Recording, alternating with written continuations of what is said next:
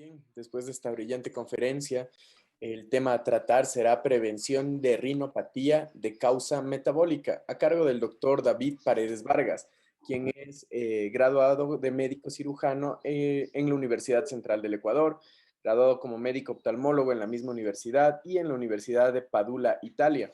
Es subespecialista en retina y vitrio, es jefe del servicio de oftalmología del Hospital Militar de Quito, miembro de la Sociedad Ecuatoriana de Oftalmología, de la Asociación Panamericana de Oftalmología, de la Academia Americana de Oftalmología. Ha sido expositor en varios congresos nacionales e internacionales y es autor y coautor de varios artículos científicos. En este momento voy a habilitar al doctor David Paredes para que pueda compartir la pantalla e iniciar con su ponencia. En este momento, doctor Paredes está habilitado. Por favor, puede activar su micrófono y compartir la pantalla para iniciar con su presentación. Buenas noches. Antes de darle paso al doctor Paredes, solo les voy a robar unos pocos minutos indicando un anuncio. Que de igual manera que el día previo, se desea reconocer los justos esfuerzos de todos los que están participando día a día en este congreso, razón por la cual se les va a hacer la misma solicitud que el día de ayer, que por medio del chat coloquen por favor su nombre completo y la manera en la cual están inscritos en la plataforma, para que de esa manera se les brinde una triple posibilidad de hacerse acreedores a ganar la beca AMIR para el posgrado nacional. Eso solamente, muchas gracias. Podemos seguir con el doctor Paredes.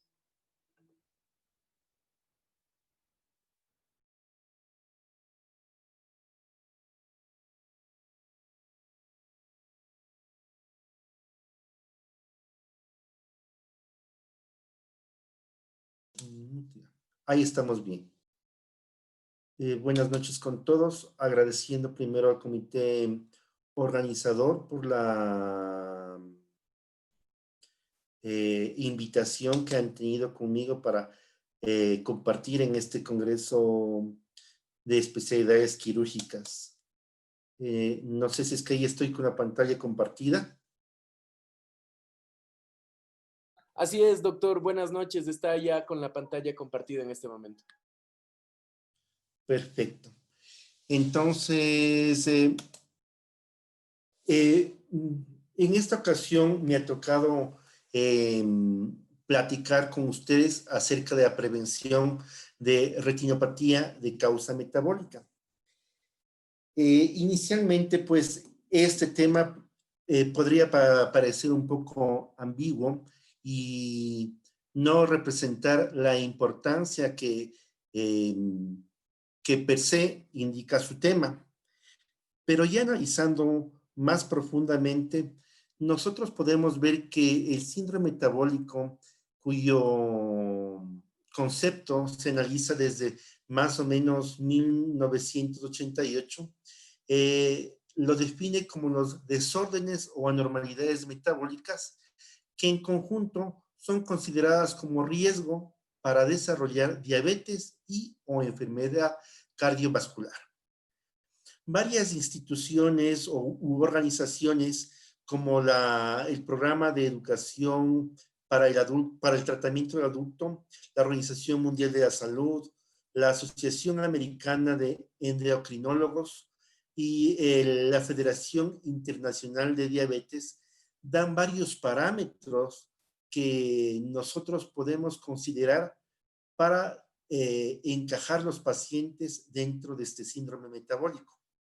Pero si nosotros analizamos el presente cuadro que les estoy indicando, vemos que la gran mayoría tienen como sinónimos principales triglicéridos, HDL, presión arterial, glicemia y algo que nos llama mucho la atención que comienza a aparecer en estos últimos días es la obesidad de tipo central o obesidad abdominal.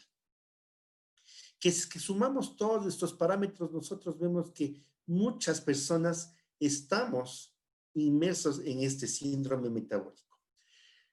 Veamos que muchas personas tienen factores genéticos sumado a una vida sedentaria propia del profesional y más aún en una pandemia ahora que ya va para un año de duración, a un exceso de calorías, grasas y azúcares en la ingesta que se da propiamente en este ritmo de vida que tenemos, que ya nadie pasa en casa y todo mundo comemos o nos dedicamos al consumo de comida chatarra o comida de restaurante.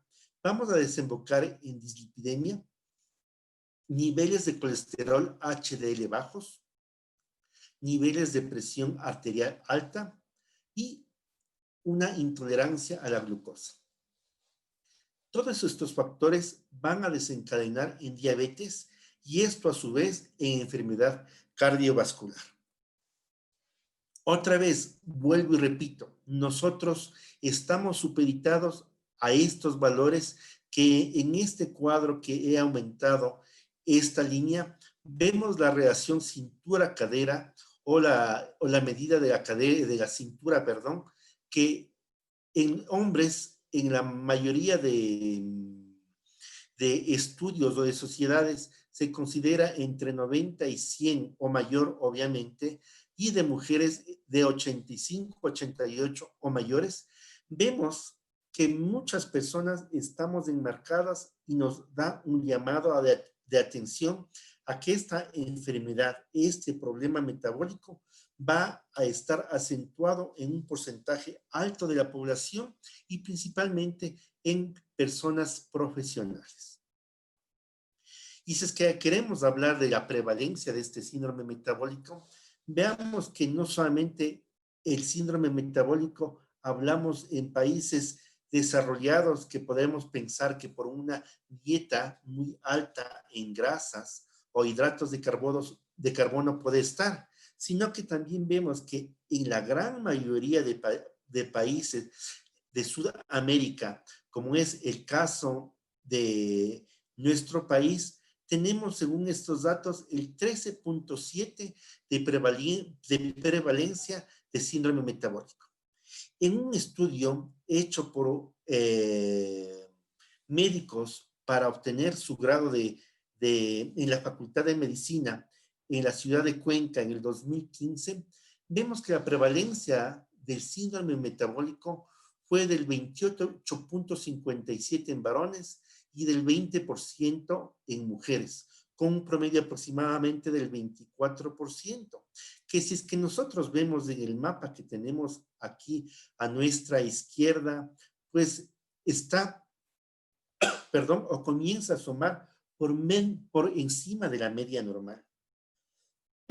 Y si es que aquí revisamos los promedios de acuerdo a edad, vamos a darnos cuenta que a más edad, mayor riesgo de prevalencia de síndrome metabólico. Veamos que a 40 años tenemos 16.87 y entre 40 y 65 años 30.51.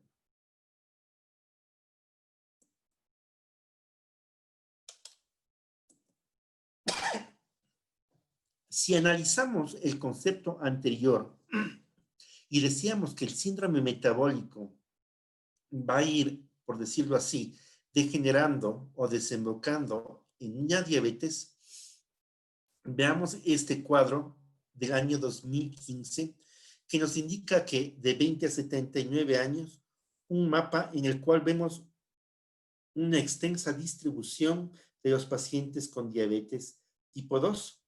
Vemos que en el mundo ya tenemos 415 millones de personas con diabetes, o lo que se traduciría que de cada 11 personas, una es diabética. Y tenemos que sacar esa falsa idea que nosotros tenemos que la diabetes era propia o el paciente obeso era propio del país desarrollado. Veíamos personas de Estados Unidos obesas. No, ahora vemos que hay también obesidad en los países subdesarrollados. Veamos que el 80% de los casos de diabetes ocurre en países con ingresos bajos o medios. el 35.8% de los casos no se diagnostican en países de ingresos altos o desarrollados. Y lo que es peor, el 50% de los casos no son diagnosticados en países de ingresos bajos o medios, como es el caso de Ecuador. La gran mayoría son pacientes con diabetes tipo 2, con un 87 a 91%. Los factores de diabetes tipo 2, principalmente que van a desencadenar esta patología, son estilo de vida, cultura, una falsa industrialización, la urbanización o el urbanismo creciente, la disponibilidad y accesibilidad de alimentos procesados y obviamente un factor genético. De aquí la importancia de que yo he desglosado las 10 principales causas de muerte en Ecuador en el año 2019, y no solamente en el año 19, sino, hablemos de la última década. Y vemos que en el segundo lugar tenemos con 4.890 personas, que equivale al 6.7, que son pacientes diabéticos, ¿sí? Entonces vemos que la diabetes ocupa una causa predominante de muerte. Y veamos también, como les había indicado, en los últimos 10 años, cómo va en ascendencia, ¿sí?, los pacientes que van muriendo por causa de la diabetes. Es por esta razón que de la parte metabólica que me habían asignado para que yo dé la conferencia, pues me voy a enfocar mucho más en diabetes, porque más de 93 millones de personas sufren alguna clase de daño ocular, y una de cada 3 personas con diagnóstico de diabetes van a desarrollar retinopatía diabética, aparte de otras patologías, como es la catarata, el glaucoma, ¿sí?, o daños en la agudeza visual por refracción. ¿Qué es la retinopatía diabética? La retinopatía diabética es un desorden de la vasculatura de la retina que eventualmente desarrollan en algún grado casi todos los pacientes con diabetes mellitus de larga evolución.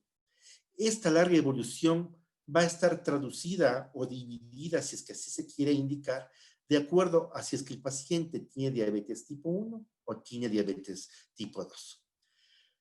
La epidemiología de la diabetes, como habíamos indicado hace un momento, tenemos que de 17 a 18 millones de americanos sufren diabetes mellitus, y apenas habíamos visto que el 30% es subdiagnosticado.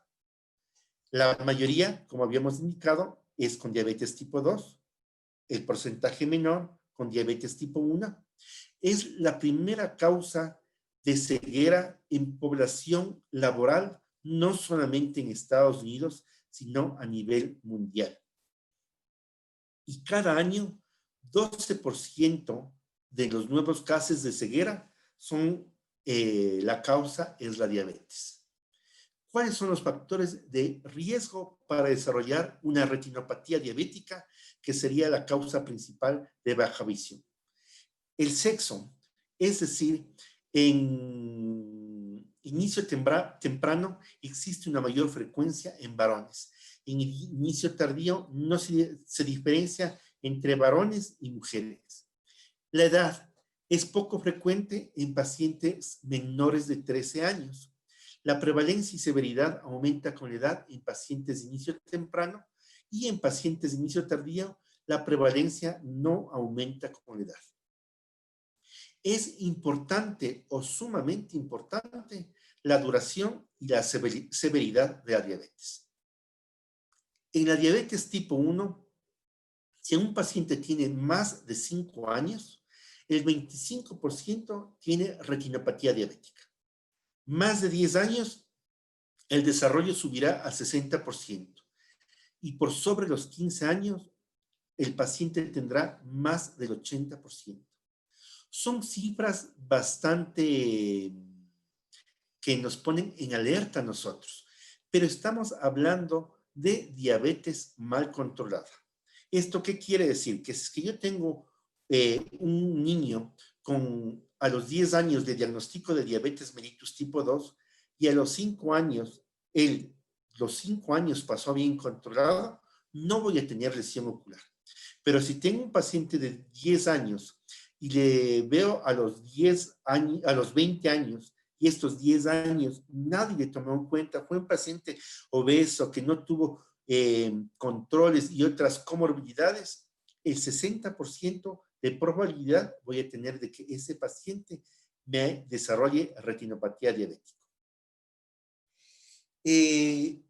Más del 15 al 25% de estos pacientes van a tener retinopatía diabética proliferativa, es decir, un grado más severo de daño a nivel de retina.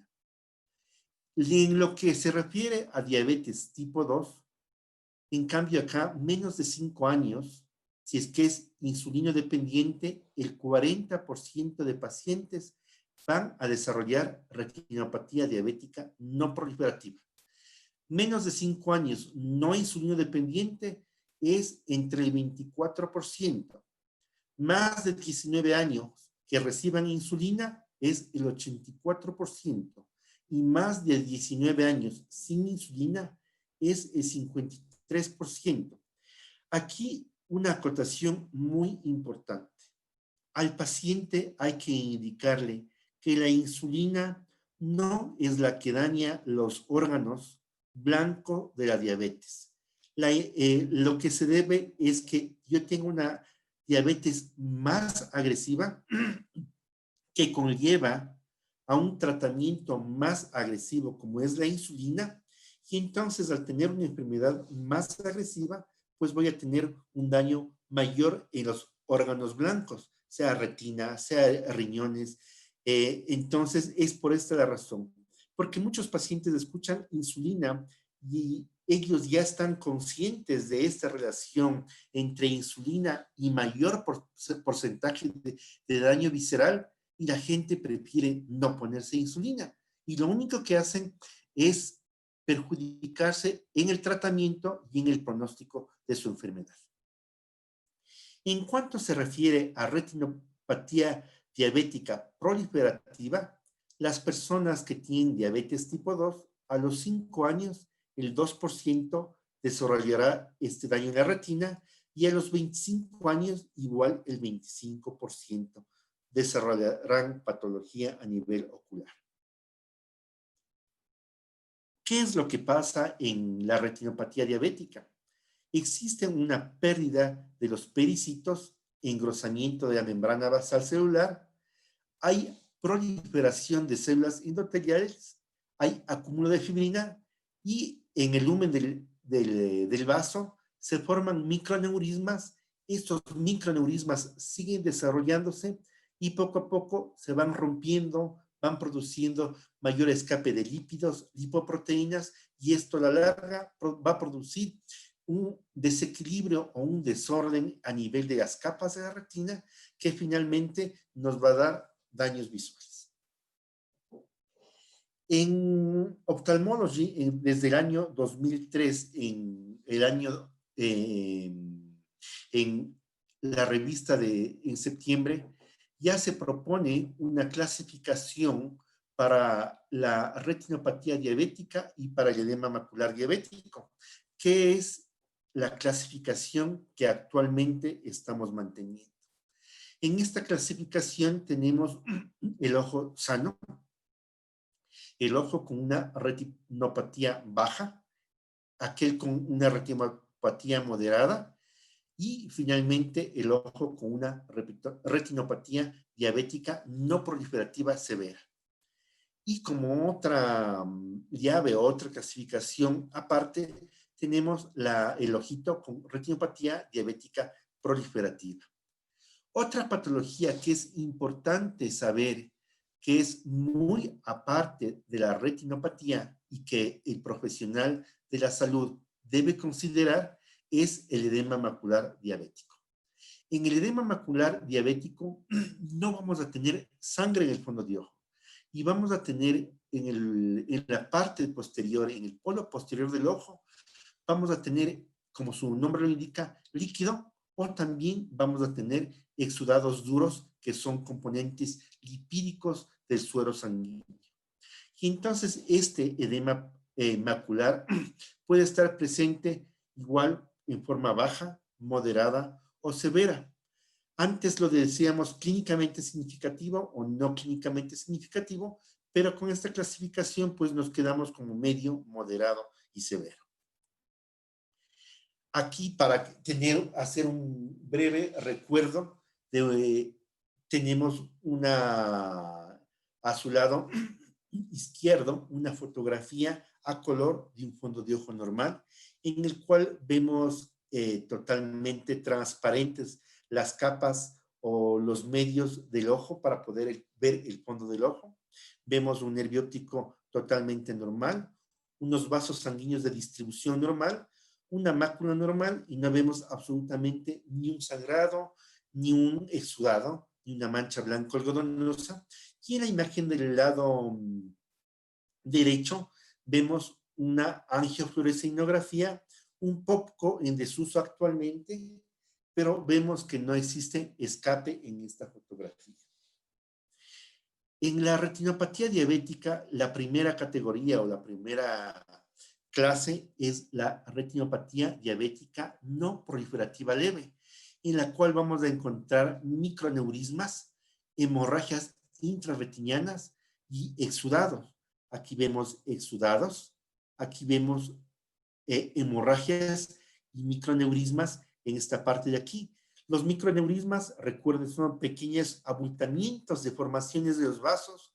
Las hemorragias, escapes de sangre a través de los vasos, y los exudados van a ser lípidos que salieron a través de las paredes de los vasos sanguíneos. ¿Sí? En la segunda escalón vamos a ver la retinopatía diabética no proliferativa moderada, en la cual vemos las mismas lesiones anteriores descritas, es decir, hemorragias, exudados, pero aquí también vemos unas manchas más grandes que se denominan manchas blanco-algodonosas, que son áreas de isquemia retiniana. El tercer peldaño de la retinopatía diabética no proliferativa es la severa. Aquí ya vemos una isquemia más severa, vemos una dilatación y tortuosidad venosa, vemos más hemorragias, y aquí estamos en una foto en esta diapositiva. Finalmente, vamos a tener ya como otra clasificación aquella retinopatía diabética proliferativa. Se llama proliferativa porque a nivel de la retina se produce un área de isquemia. Esta área de isquemia va a hacer que se liberen factores de crecimiento endovascular, factores de proliferación vascular, que aproximadamente son unos 27 factores, que estos se van a distribuir por toda la vasculatura del ojo y a través de las arterias ciliares cortas, posteriores y largas anteriores. Vamos a ver que la proliferación de vasos se va a dar tanto en la parte de atrás como en la parte de adelante del ojo. Si tenemos en la parte periférica del ojo, vamos a tener una neovascularización retiniana, podemos tener una neovascularización a nivel del disco óptico, y podemos tener también neovasos a nivel de la parte anterior del ojo, a nivel del iris, teniendo una rubiosis iris que nos va a dar finalmente un glaucoma neovascular con una pérdida total del ojo. Estos neovasos son unos vasos de mala calidad que fácilmente se van a romper, se van a resquebrajar, van a sangrar y pueden producir una hemorragia vítrea con una posterior tracción de la retina y el desprendimiento de la retina. Aquí tenemos otras fotografías de una hemorragia, o más bien dicho, de dos hemorragias vítreas que ya pasaron su etapa de activa, ¿sí? Vemos aquí unos vasos sanguíneos fantasmas y vemos que la hemorragia dejó solamente fibrina, donde prolifera fibras que van a traccionar la retina y van a producir desprendimientos parciales traccionales, y si es que a nivel periférico o central se hacen agujeros por esta tracción, se van a hacer agujeros que van a dar un desprendimiento total de la retina. Como habíamos hablado, también otra patología a considerar es el edema macular. El edema macular, estamos hablando que aquí a nivel de la mácula no hay nada, tenemos un edema macular ausente, pero aquí vemos claramente la presencia de múltiples manchas blancas, ¿sí? Que son los típicos exudados duros que representan componentes lipídicos del plasma que a este nivel van a estar producir también salida de lípidos y de líquido a nivel de los vasos sanguíneos, produciendo una separación de las capas de la retina con una baja visión. Actualmente tenemos una herramienta muy óptima en la oftalmología, que es la tomografía óptica coherente, o un OCT, que puede darnos imágenes maculares o del nervio óptico. En este caso, la que nos interesa es de la mácula. Y vemos que aquí están, en este examen, se puede ver con una simple toma todas las capas de la retina, y vemos que entre estas capas no hay ningún espacio, y vemos aquí muy claramente la depresión foviolar. En cambio, en este paciente con edema, vemos que aquí estos puntos blancos, ¿sí? Son los exudados duros. Aquí tenemos un edema macular quístico, aquí tenemos un edema macular subretiniano y aquí tenemos un edema macular difuso. Tenemos 3 tipos de edema aquí, más exudados, que en su conjunto no dejan pasar la imagen a través de la retina, y esto produce una baja visual muy importante. ¿Cuál es el tratamiento en la retinopatía diabética? En las etapas muy tempranas, el tratamiento prácticamente será clínico o será médico, es decir, el control de la diabetes. Mientras el paciente esté controlado su diabetes, como lo habíamos indicado, no va a haber ningún tipo de lesión ni anomalía en la retina. Posteriormente, si es que nosotros tenemos edema macular, retinopatía diabética no proliferativa severa o retinopatía diabética proliferativa, lo que nosotros solemos utilizar es la fotocoagulación con láser. Muchas personas u oftalmólogos estarán en desacuerdo en decir que ahora hay muchos tratamientos que no son tan agresivos como son inyecciones intravítreas, sea de corticoides, sea de medicamentos productores de factores antiangiogénicos, láser subumbral, ¿sí? O vitrectomía, pero lastimosamente en nuestro medio, en un país tercermundista, en que más del 65% de las personas tienen una condición socioeconómica de media baja a baja, es de gran utilidad, ya que el tratamiento con láser pues nos garantiza que ese paciente, aunque lo perdamos o aunque se dé solamente un tratamiento, pues va a estar bastante mejor controlado que con los otros tratamientos. Los otros tratamientos que podemos tener aquí son las inyecciones de esteroides intraoculares, ¿sí? El Kenacort, el Kenalog. Tenemos la inyección de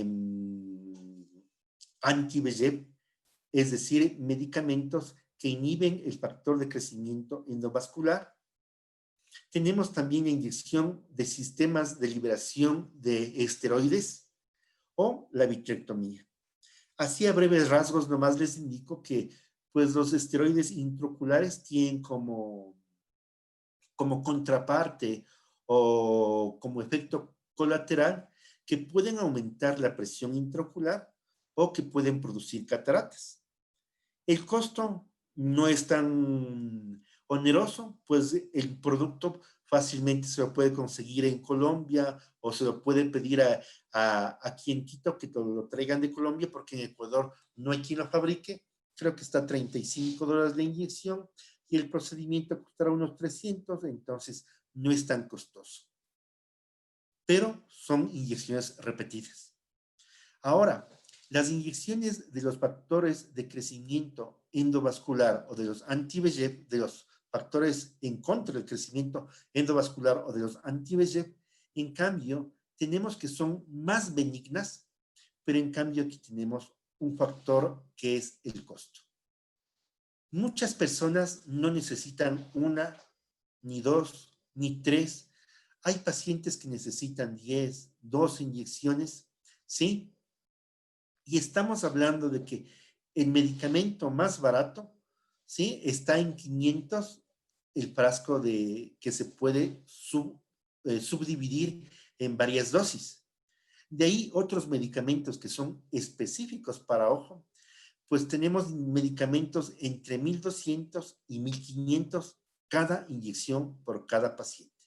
Multipliquen eso por unas 3, 6 o 10 inyecciones que tiene el paciente, entonces se vuelve bastante oneroso el tratamiento y es por eso que yo les decía que muchos de los oftalmólogos tratamos de bajar el edema de pronto con una inyección de corticoide, con una inyección de anti-VEGF y enseguida ponemos láser para evitar estos gastos que son muy onerosos y que el paciente muchas veces no los puede cubrir y que la seguridad social o la seguridad militar, policía o ministerio de salud tampoco las cubre.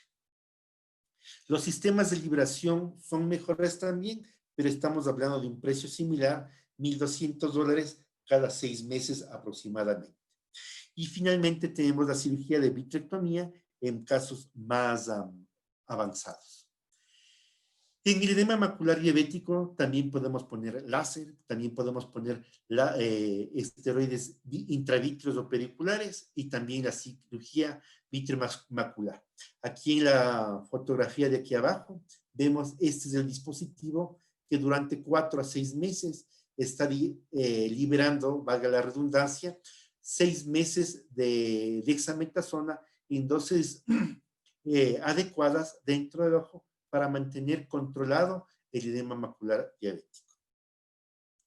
Las complicaciones en la retinopatía diabética tenemos edema macular, desprendimiento de retina y el glaucoma neovascular, por esto que habíamos ya hablado nosotros, la rubiosis en la parte anterior del ojo. Estos vasos tamponan la malla trabecular y se produce un aumento de la presión intraocular con un glaucoma neovascular que generalmente es terminal. ¿Cómo hacemos el seguimiento de la retinopatía diabética? Básicamente 3 formas, ¿sí?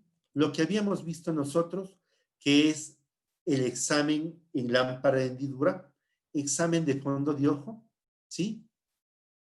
Vemos también que hacemos la tomografía de coherencia óptica. Este es muy importante porque aquí podemos hacer el seguimiento de los pacientes. Vemos de este paciente cómo estuvo en el mes de mayo y después del tratamiento en julio cómo bajó este edema quístico, cómo se redujo totalmente e inclusive nosotros vemos aquí en valores, aquí teníamos 339 micras y acá tenemos 271 micras. Un poco en desuso ha quedado la angiofluoresceína que nos indicaba en los sitios en los cuales había escape y nosotros a ese nivel dábamos láser. Ha quedado en desuso debido a que hay, como metemos un medio de contraste que es la fluoresceína, entonces tenemos problemas de reacciones alérgicas que nosotros a veces no estamos bien preparados en los centros que hacemos estos exámenes y por eso ha quedado un poco en desuso y más bien está ganando más campo el OCT y actualmente el angio-OCT. Este es un resumen de que les hemos hecho nosotros, que es el primer control oftalmológico. Hacemos fondo de ojo, fotocolor y OCT, que estos exámenes están al alcance de todos los médicos. Yo tranquilamente puedo mandar a un centro oftalmológico y pido una foto a color del fondo de ojo, ¿sí? Y una tomografía óptica coherente, y aquí ya puedo yo tener una idea de ver si es que hay exudados, ver si es que hay hemorragias, ver si es que hay manchas algodonosas, en qué cantidad, ¿sí? Y en qué proporción, para hacer un seguimiento. Yo analíticamente y de una forma más práctica le puedo indicar a mi paciente, mire, en este mes estaba usted así con su ojo y luego del tratamiento que le estamos dando, en 6 meses está así con su ojo. Entonces, nosotros el fondo de ojo lo hacemos con controles anuales, el OCT se puede hacer semestrales y si es que es necesario, nosotros haríamos aquí láser dependiendo de cómo encontremos estos exámenes. Si vemos que hay mejoría, se hacen controles semestrales. Si el paciente es un paciente indisciplinado, hacemos controles trimestrales o de lo contrario, nos hacemos tratamiento más agresivo. Recordemos lo que les habíamos indicado, que como en todo paciente, la educación y el seguimiento es muy importante. Cuando encontramos nosotros retinopatías diabéticas leves, el control es anual. Si es moderada y sin edema macular, vemos cada 6 o cada 12 meses. Si es leve con moderado edema macular, hacemos cada 4 o 6 meses. Y si es que es severa, cada 3 o 4 meses. Como nosotros nos acordamos que hay también la diabetes gestacional, en el embarazo es importante hacer el seguimiento cada trimestre. Si hasta el final del embarazo la paciente no presenta patología por diabetes gestacional, esa paciente no tendrá, más bien dicho, retinopatía diabética. Pero esa paciente es más susceptible de que con el tiempo desarrolle diabetes mellitus tipo 2. En pacientes con retinopatía diabética no proliferativa o proliferativa, siempre damos tratamiento. Ahora sí, bien, entremos a la parte que más nos interesa, lo que es la prevención. Si ya sabemos que hay una historia familiar, un sobrepeso, un perímetro abdominal que controlar, una alimentación poco saludable, inactividad física, edad avanzada y factores genéticos, contra estos dos últimos, pues no podemos hacer nada. Pero contra los 4 primeros, sí tenemos que hacer cosas que son muy importantes. Como es importante, si ya tenemos una historia familiar, hacer el seguimiento. Si vemos que estamos con sobrepeso, tratar de hacer más ejercicio. Si tenemos una alimentación poco saludable, pues tratar de llevar frutas, verduras, alimentos que no sean ricos en grasas polisaturadas, ¿sí? En azúcares. Y la inactividad física, pues transformar en actividad física. Todo pues esto a veces es un poco utópico, pero por eso es la importancia de tratar de sumar todos y cada uno de estos elementos a fin de que poco a poco o con cada uno de ellos podamos tener un poco de tratamiento. Importante, control de la presión, control de los lípidos y control del tabaquismo. ¿Sí? Muy, muy importante. La dieta y el ejercicio físico se ha visto que en más del 58% reduce el riesgo de desarrollo de diabetes y reducir el 5 al 7% del peso corporal que tenemos también hace que nosotros bajemos el riesgo de diabetes. Recordemos que lo mínimo recomendado son 30 minutos continuos de ejercicio diario. Veamos la primera premisa de prevención. La evidencia en todos los estudios muestra que el buen control de la glicemia retrasa o previene la progresión de la enfermedad microvascular, incluida la retinopatía diabética. Aquel paciente que tiene diabetes y nosotros le preguntamos cuál fue su última glicemia y él nos responde, fue hace 3 meses tanto, o no me acuerdo, o no sé, eso es mal control. Porque el buen control es aquel paciente que sabe sus valores de glicemia menores a 1 mes. La segunda premisa es la hiperglicemia causa complicaciones microvasculares, según lo evidenciaron ciertos estudios multicéntricos como es el DSCT, el UKPDS, el Finch Study y el estudio de Kunomoto.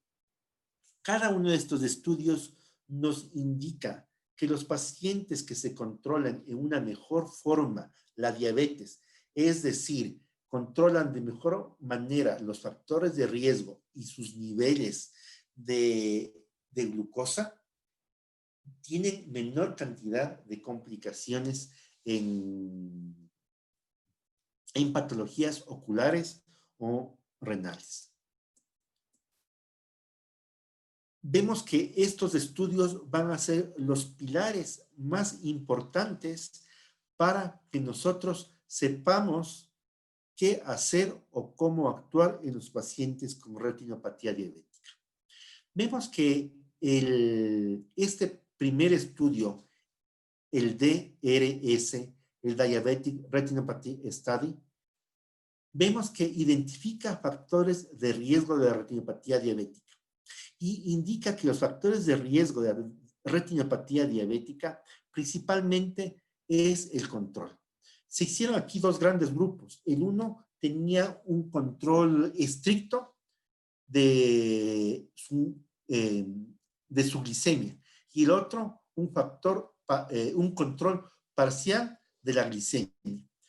En esto de la glicemia, también en estos estudios se considera que para seguimiento no utilizamos glicemia basal ni glicemia postprandial, sino hemoglobina glicosilada. Es lo que nosotros nos debemos grabar como médicos, que en estos estudios está por demás respaldado que lo que debemos revisar es la hemoglobina glicosilada. Aquí también funciona la viveza criolla.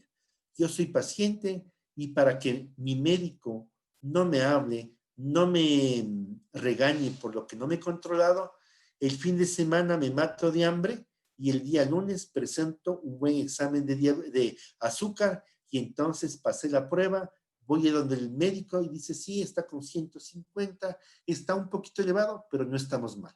Pero nos hacemos la prueba de hemoglobina glicosilada y estamos con 9, con 12. ¿Por qué? Porque la hemoglobina glicosilada no la podemos manipular nosotros. Entonces, este estudio vio que el paciente manejaba su hemoglobina glicosilada, manejaba su insulina, y en cambio en el otro estudio, el que manejaba la hemoglobina glicosilada, el que manejaba la insulina era el médico. En el primer estudio, el paciente estaba muy pendiente al día de sus valores metabólicos. En el segundo estudio, era el médico el que estaba pendiente de sus valores. Y básicamente lo que se vio es que con un cuidado intensivo, sí, los pacientes en más del 35% bajaron los niveles de complicación. El otro estudio que nosotros tenemos es el ETDRS, el Early Treatment Diabetic Retinopathy Study, que nos demuestra que mientras más tempranamente o más precozmente nosotros hagamos el tratamiento de la retinopatía, vamos a tener mejor resultado. ¿Sí? En este estudio también se analizó si es que la ingesta de aspirina tenía algún factor de protección en la retinopatía diabética y se vio que no tenía absolutamente nada. Y aquí, muy importante, se vio que la fotocoagulación total reducía la progresión de la retinopatía diabética. Muy importante este estudio. Otro estudio es del DRBS. En este estudio, básicamente se vio que la vitrectomía, es decir, la cirugía temprana en los pacientes que tenían retinopatía diabética, principalmente en los pacientes con diabetes mellitus tipo 2, ¿sí? Cuando actuaba en una forma precoz, era muy beneficioso a esperar que hayan complicaciones mayores en estos pacientes. Tenemos también un estudio que se hizo a nivel de Reino Unido y en el cual se vio que si es que había un control de la glicemia, pues se reducía significativamente la retinopatía diabética, la hemorragia vítrea, no se necesitaba fotocoagulación, se veía también que era importante por cada punto que ustedes conseguían que su paciente baje de hemoglobina glicosilada, bajaba el 35% las complicaciones microangiopáticas. Y esto es muy, muy importante. ¿Por qué? Porque nosotros no podemos ver in vivo el riñón, in vivo el cerebro, in vivo el corazón, pero sí podemos ver in vivo el fondo de ojo. Y si es que nosotros consideramos que en el ojo hay microhemorragias, obviamente en el riñón hay microhemorragias. Si yo veo áreas de isquemia en el fondo de ojo, obviamente va a haber áreas de isquemia en el corazón. Si veo exudados duros en el fondo de ojo, en mi riñón, en mi corazón, en mi cerebro va a haber exudados. Y de ahí la importancia de que si es que yo, a pesar, o si es que no soy oftalmólogo y le hago un examen de fondo de ojo minucioso y veo ya alteraciones, yo eso puedo inferir y decir, mi paciente se está complicando en la parte de sus órganos blancos, de sus órganos diana, con patologías isquémicas o patologías hemorrágicas secundarias a un proceso diabético.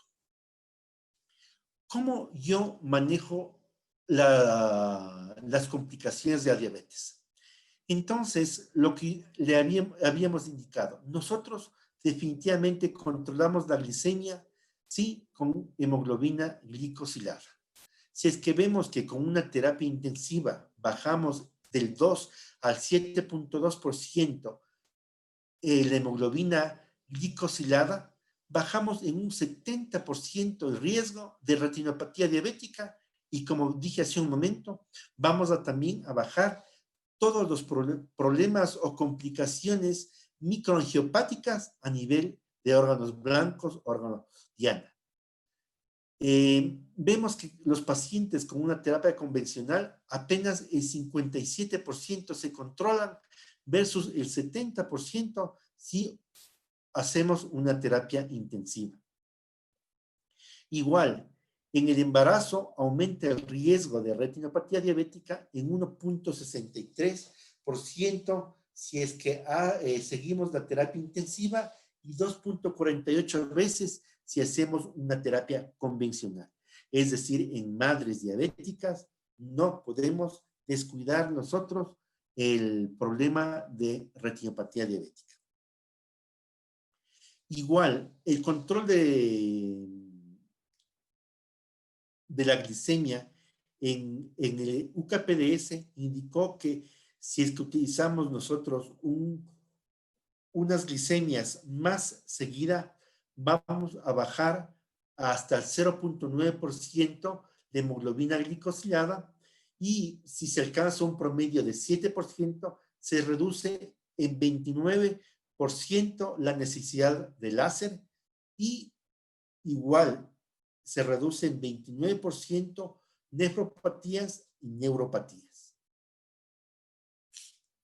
Recordemos que la hemoglobina glicosilada nosotros la debemos manejar cada 3 a cada 6 meses, que es el tiempo de vida de un eritrocito, ¿no es cierto? Y es muy importante que el paciente conozca sus valores de glicemia, de hemoglobina glicosilada, para que de esta forma él también se controle o se autocontrole la patología adyacente. ¿Qué pasa con la hemoglobina glicosilada? Cuando nuestro paciente tiene cifras menores del 6%, le decimos muy bien, está en lo normal. De 6 al 7% en pacientes diabéticos, estamos hablando, le decimos está controlado. En pacientes del 7 al 9%, definitivamente debe mejorar. Y mayores del 9%, muy mal controlado. En estos pacientes tenemos que tener una terapia muy agresiva y en estos pacientes, inclusive cualquier procedimiento quirúrgico va a ser suspendido y solamente se operará pacientes con riesgo o por emergencia, porque los otros pacientes, pues, por cirugías que no son emergentes, pues tranquilamente se pueden diferir. En estos pacientes también es importante el control de las dislipidemias y básicamente nos olvidamos del colesterol. Tenemos triglicéridos que sea menor de 150 y que las HDL sea mayor de 40 miligramos en varones y mayor de 50 miligramos en mujeres. El control de la hipertensión también es importante. Los valores más altos que podemos tener son 130 en la sistólica y 80 o 90 en la diastólica.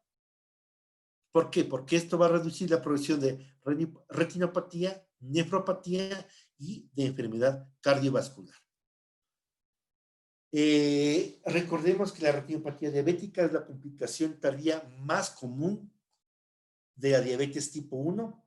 El 100% de los diabéticos tipo 1, si no se controlan en 5 años, estarán con problemas de retinopatía diabética, aunque sea leve. Y el 60% de los diabéticos tipo 2 tendrán la misma complicación. Los pacientes mayores de 40 años, el 40.3% tendrán retinopatía diabética y de ellos el 82% tendrán amenaza de perder la visión. Perder la visión significa tener una visión de 20/400 o peor con la mejor corrección. Otros daños que vemos de tipo celular son los daños microvasculares que producen isquemia vascular, aumento de la permeabilidad vascular, daño neuronal con afectación de células gliales que comprometen principalmente la microglía. Como habíamos indicado, el edema macular diabético es otro parámetro que nosotros evaluamos y vemos que después de 15 años de evolución de un paciente con diabetes tipo 1, el 20% tiene edema macular. Si es que es tipo 2, el 25%, y si es que es un diabético tipo 2, tendrá un 14% de edema macular complicado. De estos pacientes con edema macular después de 15 años, el 24% tendrán una pérdida visual severa. El láser focal macular reducirá el riesgo en estos pacientes el 50%, de ahí que es el mejor tratamiento en estos pacientes. Y un 12% de estos pacientes no tendrán ninguna respuesta al láser. En estos pacientes, en este 12%, se está viendo que no existe una respuesta debido a que el edema es tan grande que el láser no puede actuar con las capas más profundas de la retina y al no producir una cicatrización, una lesión a este nivel, por eso no da buen resultado. Los factores de riesgo para el edema macular diabético, igual que en la retinopatía diabética, es un pobre control de glicemia, pacientes hipertensos, pacientes con colesterol elevado, embarazo y ovarios poliquísticos. La prevención del edema macular diabético son obviamente el control de la glucosa, el control de la presión arterial. Si es que es necesario, damos láser focal, o si es que es necesario, pues pondremos otros tratamientos como eran corticoides, anti-VEGF o cirugía. ¿A qué tiempo realizamos el primer chequeo? Si a mí me dicen que soy un paciente con diabetes tipo 1, el primer chequeo lo hacemos a los 5 años después del diagnóstico. Y el seguimiento debe ser cada año o cada 2 años si es que soy controlado. Si soy un paciente tipo 2, el diagnóstico, o más bien dicho, el primer examen lo hacemos lo más pronto posible. ¿Por qué? Porque yo puedo ser paciente diabético tipo 2, pero este rato me diagnosticaron. Pero de pronto yo 5 o 6 años atrás ya tenía diabetes, pero era en teoría asintomático.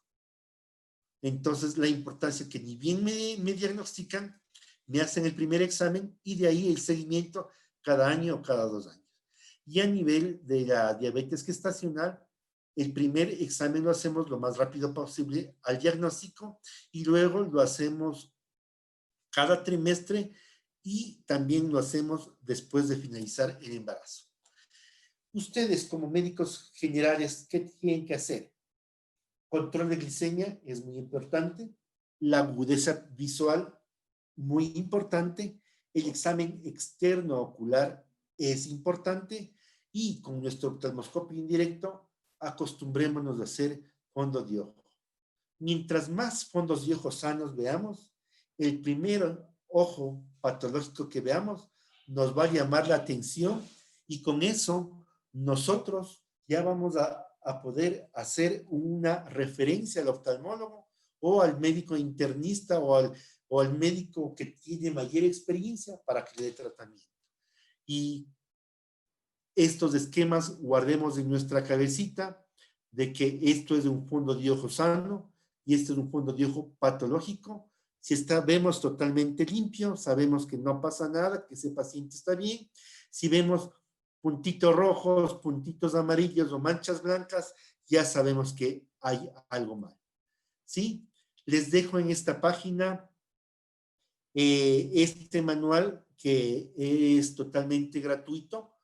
Es de la OMS, que está toda la clasificación de la diabetes, muy buenas fotografías de las cuales ustedes se pueden bajar y ver los distintos estadios de la diabetes, los exámenes que ustedes como médicos o profesionales de la salud pueden hacer inicialmente, ¿sí? Y el momento en el que ustedes deben referir. Aquí está mi correo electrónico para que si es que alguna duda tienen ustedes, alguna inquietud, algún paciente me lo quieren compartir, lo podemos tratar por teléfono, por WhatsApp, pues estamos a las órdenes. No se olviden que debemos personalizar el tratamiento con nuestro paciente. Otra cosa que es importante manejarlo en conjunto, la diabetes no solamente es que el paciente tiene mucho azúcar en su sangre, es que tiene daño oftalmológico, puede tener daño cardíaco, daño renal, daño ocular.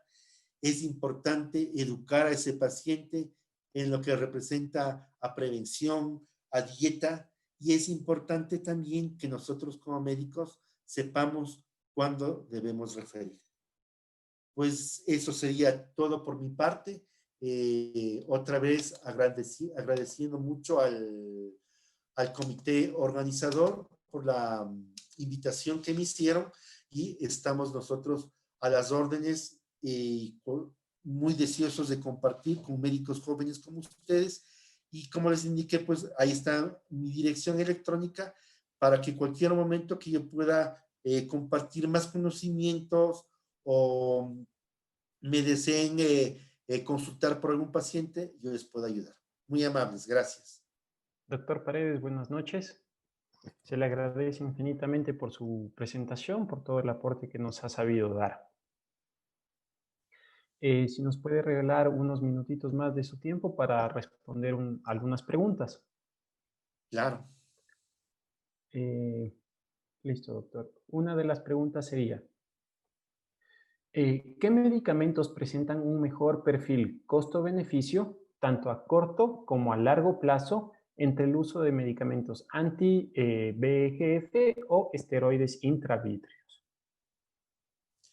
En los distintos estudios que se han hecho, se ha visto que en los anti-VEGF, antifactores de crecimiento endovascular, siempre nosotros podemos 3 dosis iniciales con intervalo de un mes, ¿sí? Y de ahí se puede poner dosis respuesta, nuevas inyecciones, pero estas dosis respuestas se las puede hacer básicamente por medio de agudeza visual o por medio de tomografía óptica coherente. De los medicamentos, entonces ahí tendríamos la dosis. Es una inyección intravítrea cada mes por 3 meses y de ahí por razones necesarias. Y de los medicamentos, básicamente en el mercado ecuatoriano tenemos 3. Uno que es el bevacizumab, otro es que es del ranibizumab y otro que es del Lucentis. Y otro, perdón, que es es un ya no sería un anti-VEGF, sino que es un favorecedor o un atrapador de VEGF. Entonces, de estos 3, se ha visto que el bevacizumab, en un estudio que se llama CAT, se vio que los 3 medicamentos tenían por igual resultados, siendo el bevacizumab de nombre comercial de la casa Roche, el que presentaba iguales condiciones que los otros y es más económico. ¿Por qué? Porque es un vial que lo podemos subdividir en varias dosis. En el hospital militar en el cual yo trabajo, pues nosotros acostumbramos a juntar unos 12 a 15 pacientes que representan 18 a 20 ojos y les ponemos una inyección a cada paciente de ese medicamento. Quiere decir que si el medicamento me cuesta a mí $500 el frasco y divido para unos 20 ojos, pues ya me están saliendo dosis de $25 más o menos, que es bastante manejable para el paciente. Entonces, ese es el medicamento que nosotros estamos utilizando. El Kenacor, que es en cambio un medicamento que lo podemos poner también a cada paciente, lo podemos poner más espaciado, pero en cambio tenemos como riesgo que puede aumentar la presión intraocular, puede dar glaucoma, y la otra cosa que podemos tener es que con varias dosis nos puede dar también cataratas. Entonces nosotros nos inclinamos generalmente por el anti-VEGF tipo ranibizumab, 3 dosis iniciales y después por razones necesarias. Listo, doctor. Muchísimas gracias. Otra de las preguntas sería, en este tipo de pacientes con patología de retinopatía diabética, ¿es válido efectuar una valoración por ecografía? ¿Esto otorga algún beneficio, alguna aproximación diagnóstica, alguna estadificación de la enfermedad? En los pacientes que tienen retinopatía diabética, solamente en el caso de que ya se haya producido una hemorragia vítrea, nos serviría de ecografía. En los otros pacientes que están con estadios más precoces, no va a tener validez la ecografía convencional, ni modo A ni modo B. Listo, doctor. Muchas gracias. Y una última pregunta. Dado que la mayoría de los casos de pacientes diabéticos es realizado el diagnóstico, el manejo inicial de los pacientes por parte de médicos rurales, médicos generales, cuáles podrían ser consideraciones fundamentales que se deben tener al momento de una valoración inicial para efectuar un diagnóstico precoz y derivar oportunamente a algún médico oftalmólogo en caso de que ya sea necesario? Lo que habíamos indicado creo que en la penúltima o antepenúltima diapositiva, que es el examen de glicemia. Si es que tenemos posibilidad de hacer hemoglobina glicosilada, sería ideal. Si tenemos pacientes que están con cualquiera de estos 2 exámenes por cifras elevadas, entonces ya es un valor de sospecha. Si estos pacientes presentan deterioro de la visión brusca con un simple examen de agudeza visual, es otro factor. El tercer factor es si es que estos pacientes presentan ojo rojo o vemos en el iris que tienen a este nivel vasos sanguíneos sobre el iris, es decir, un proceso de rubiosis iris. Y finalmente, pienso que todos en el pregrado ya en la medicatura, en el internado y en la medicatura rural o en la residencia, manejamos bastante bien el oftalmoscopio indirecto.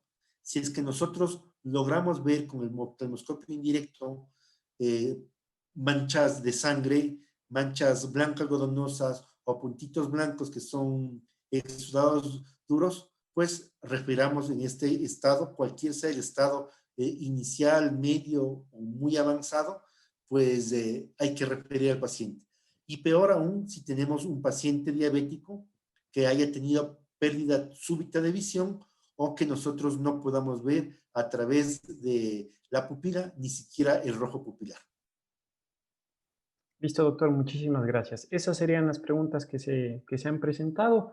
Quedamos agradecidos por su participación. Que tenga una buena noche, doctor.